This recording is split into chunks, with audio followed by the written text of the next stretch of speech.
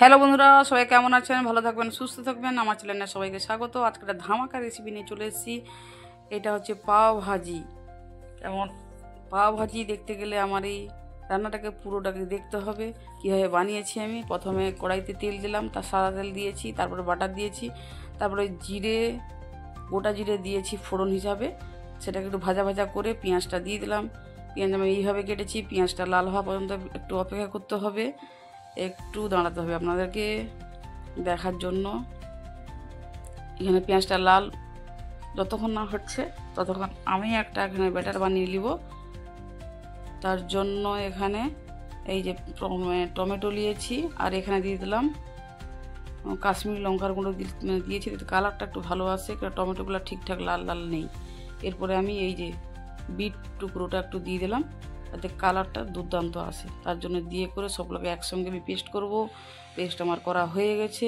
এই দেখুন পেস্টের কালার দেখুন, আর প্লাস পেস্টটা কেমন করেছি। এইভাবে পেস্টটা করে ফেলবেন। এইভাবে আমি করে নিয়েছি। এরপরে আমি পেঁয়াজের কাছে চলে গেলাম। এবার পেঁয়াজটা দেখছেন পুরো লাল হয়ে গেছে।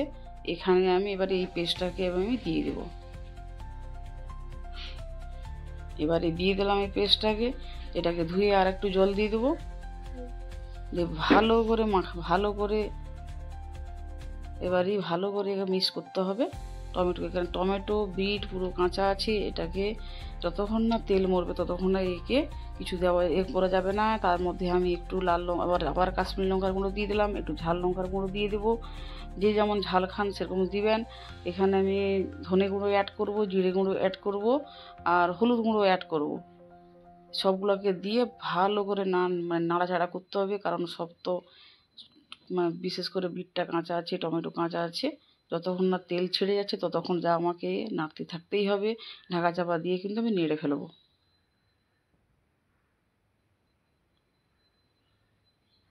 এরপরে এটা হচ্ছে এই যে এই মশলাটা হচ্ছে পাও ভাজি মশলা। এটা তো মাস্ট, এটা না দিলে তো হবে না। তার জন্য এটাকে আমি একটু বেশি করে দিয়েছি।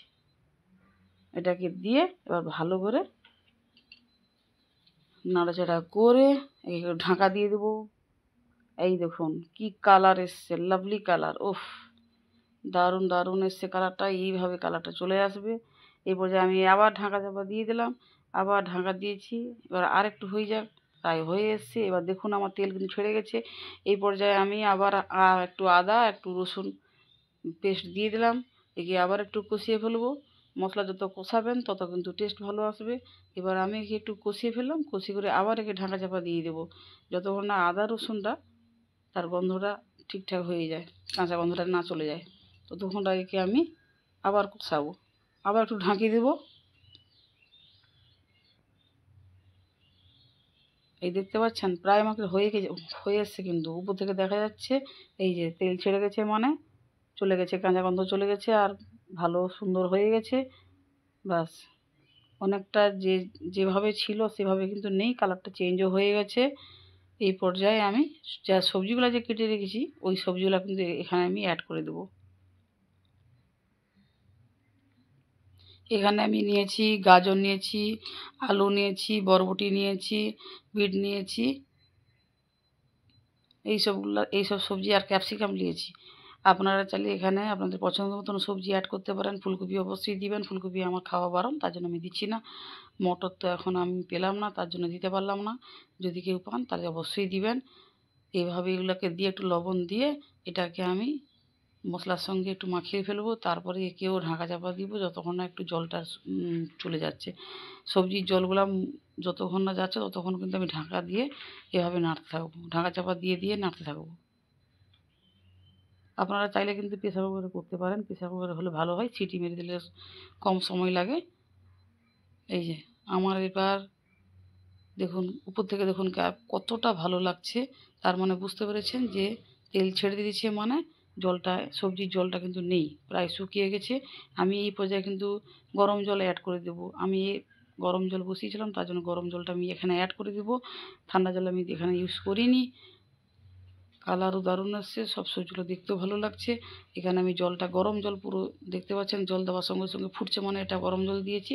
গরম জলটা দিলে কিন্তু ভালো থাকে, টেস্ট ফেস্ট সব ঠিক থাকে। এখানে আমি গরম জল দিয়ে দিলাম, একদম ভর্তি করে দেবো গরম জল। আমি এটা এই কড়াই ননস্টিকের কড়াইতে করছি, আপনারা অবশ্যই কুকারে করবেন।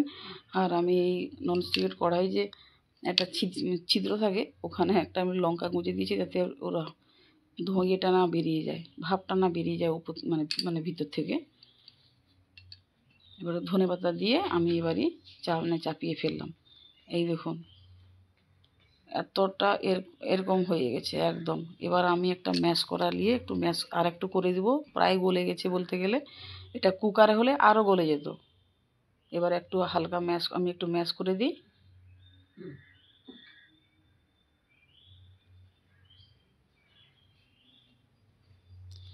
সবাইকে একটু সাপোর্ট করবেন, এইটুকু অনুরোধ রাখলাম। কারণ নাহলে কেউ কারোর কোনো জায়গায় পৌঁছতে পারবো না। এইভাবে আমার ম্যাশ করা হয়ে গেল।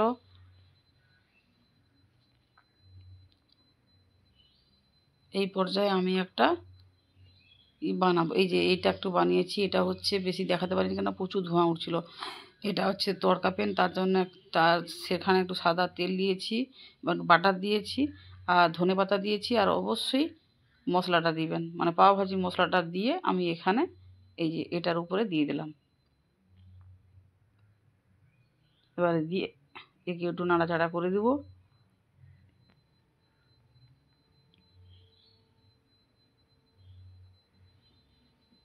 এবার নাড়াচাড়া করে এবার কাজ হচ্ছে, এটা প্রায় এটা হয়ে গেছে, আমি এটাকে নামিয়ে ফেলবো।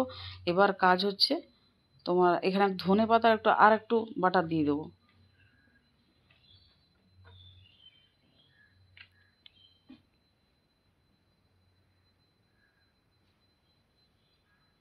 একটু বাটার দিয়ে নাড়াচাড়া করে আমি একে নামিয়ে ফেলবো। তারপর তো হচ্ছে পাও ভাজি, মানে যেটার জন্য এত সব কষ্ট করা, তাকে এবার ভালো করে একটু এপাশ সেপাশ করে পিটাপিটি করতে হবে। তার জন্য একটু তেল নিলাম, তেলটা দিয়ে করে তেলটা গরম হওয়া পর্যন্ত একটু থাকি। তেলটা গরম হয়ে যাচ্ছে প্রায়। এখানে আমি আবার একটু বাটার দিয়ে দিলাম।